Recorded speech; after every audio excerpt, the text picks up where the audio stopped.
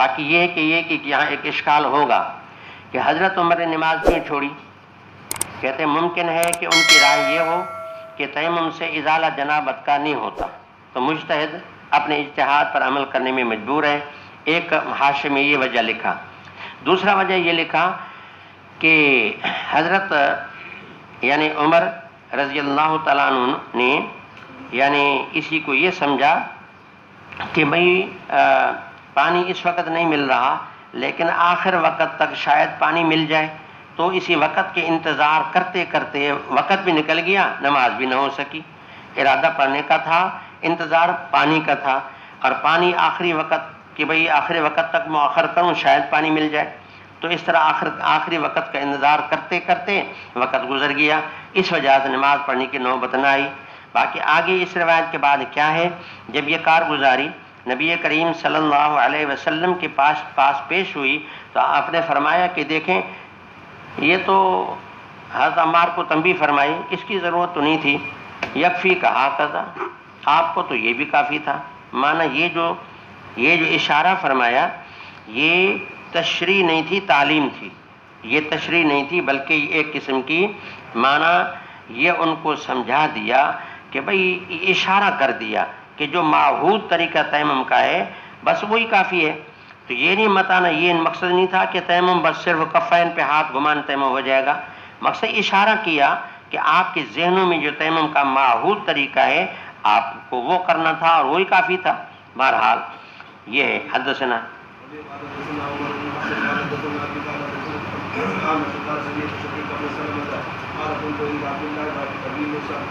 شقیق بن سلمہ جو ہے ابو وائل یہ کہتا ہے میں دو حضرات کے خدمت میں بیٹھا ہوا تھا، عبداللہ بن مسعود بھی تھے، ابو موسیٰ، وہی اوپر والی بات۔ فقال له ابو موسیٰ، ان نے مسئلہ پوچھا، ارأیت یا ابا عبد الرحمن، یعنی عبداللہ بن مسعود کو کہا، اذا اجنب، ایک آدمی جنبی ہو جائے پانی نہ ملے، کیف یصنع، کیا کرے؟ عبداللہ نے کہا لا یصلی، نماز نہ پڑھے، حتی یجد الماء، تاکہ پانی ان کو ملے، مانا جنابت کا ازالہ اس سے نہیں ہوگا۔ فقال ابو موسیٰ، عبداللہ بن مسعود کہا کہ آپ کیا کہہ رہے ہیں؟ فکیف تصنع بقول عمار، پھر آپ عمار کے قول کو کیا کریں گے؟ حین قال له النبی صلی اللہ علیہ وسلم کان یکفیک، کہ ضرورت لوٹ پوٹ کی نہیں تھی، آپ کو تو اتنا ہی کافی تھا، تو آپ اس کو کیا کریں گے؟ اللہ کے نبی نے تو کو ایک بتا دیا کہ یہ تیمم سے جنابت کا ازالہ ہو جائے گا، کان یکفیک۔ اب عبداللہ بن مسعود کے پاس حقیقت میں دلیل تو کمزور تھا، انہوں نے یہ کہا کہ پھر بھلا آپ دیکھیں، پھر عمر نے عمار کے قول پر قناعت کی؟ قناعت تو نہیں کی، معلوم ہے کہ یہ مسئلے کا حل نہیں تھا نا۔ تو اب وہ اللہ کے نبی کا قول پیش کر رہے ہیں، یہ حضرت عمر کا عمل پیش کر رہے ہیں۔ فقال الم تر عمر لم یقنع بذلک منہ، انہوں نے قناعت اس پہ نہیں کی۔ ابو موسیٰ نے کہا چلو فدانا من قول عمار کیف تصنع بہذا الآیہ، چلو عمار کے بات پہ چھوڑ دو کہ عمار نے عمر کو یوں کہا، یا عمار نے اللہ کے نبی کے سامنے جو بات پیش کی اور اللہ کے نبی نے کہا کہ آپ کے نے اتنا کرنا بھی کافی تھا، چلو ان باتوں پہ چھوڑیں۔ آپ قرآن کی آیت کو کیا کریں گے؟ اللہ فرماتے او لا مستم النساء فلم تجدوا ماء فتیمموا صعیدا طیبا۔ اب یہاں عبداللہ بن مسعود نے ایک اور بات کی، بھائی بات یہ کہ تھوڑی اجازت دیں گے تو لوگ بہانہ بنائیں گے۔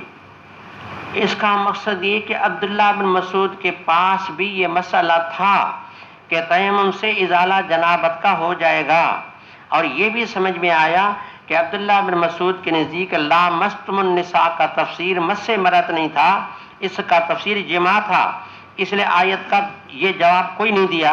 تو معلومات کہ وہ یہ سمجھتے تھے کہ ملامست سے مراد جماع ہے، اور آیت کا مقصد یہ کہ جماع کے بعد آدمی تیمم کرے گا تو اس سے بھی ازالہ جنابت کا ہو جائے گا، اس لیے دلیل کو بدل دیا۔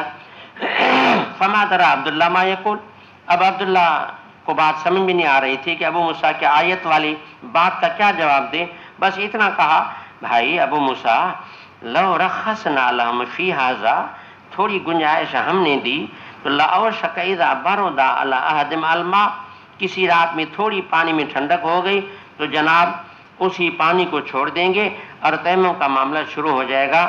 پھر شقیق جو جس نے قصہ سنایا دونوں حضرات کا، ان کے شاگرد آمش سلیمان آمش نے استاد مکرم شقیق سے پوچھا کہ ہاں استاد جی مجھے بات سمجھ میں آ گئی، انما کرے عبداللہ لہذا، یہ جو پہلے کہہ رہے تھے کہ نماز نہ پڑھے، مہینہ نماز نہیں پڑھوں گا، یا یہ کہ جنبی جو ہے نماز نہ پڑھے، یہ کراہت اس وجہ سے کر رہے تھے کہ لوگ بہانہ بنائیں گے. انہوں نے کہا ہاں جی میں بھی یہ سمجھ رہا ہوں جی.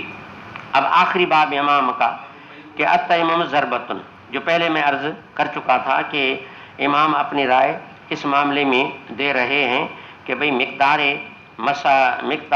جو ہے کتنی ہے عضوے کی جس پر مسح کیا جائے گا، یعنی محل تیمم کتنی ہے اور تیمم میں ضربے کتنے ہیں.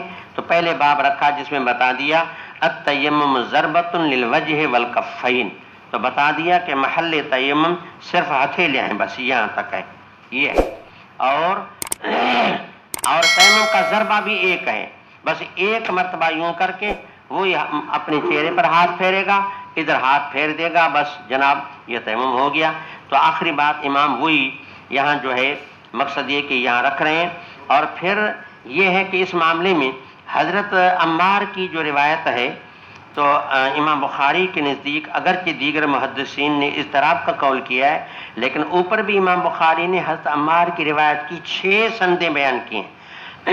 6 سندیں بیان کر کے گویا اس کی توثیق کی کوشش فرمائی ہے.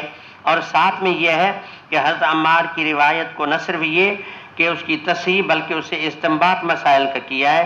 تو بہرحال اس معاملہ میں امام بخاری رحم اللہ جو ہیں وہ حنابلہ کی تائید بھی فرما رہے ہیں، اور ان کا ذاتی رجحان بھی سمجھ میں آ رہا ہے کہ محل تیمم جو ہے وہ کیا ہے، وجہ اور کفان ہے، اور ضربہ جو ایک ہے. چنانچہ آخری باب یہ رکھا التیمم ضربۃ. جی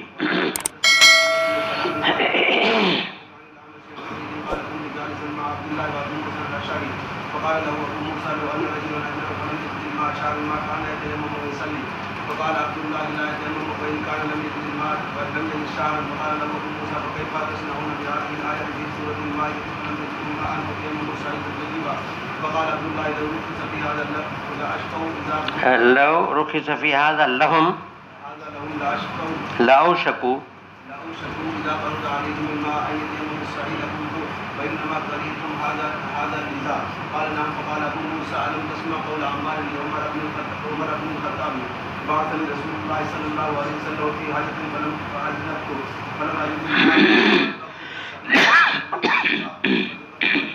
صلى الله عليه وسلم فقال كان يكفي ان تصنع هكذا وضرب في ضربه ثم نفذها ثم مسح بها زار بشماله بكفه ثم مسح بهما وجهه.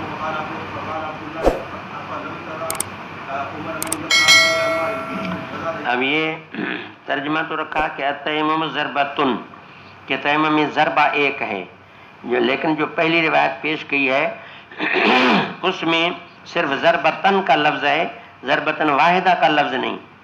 تو اس میں تھوڑا سا استدلال کچھ امام صاحب کا مشکل ہو رہا ہے کہ سوائے اس کے کہ یوں کہیں کہ یہ جو تنوین ہے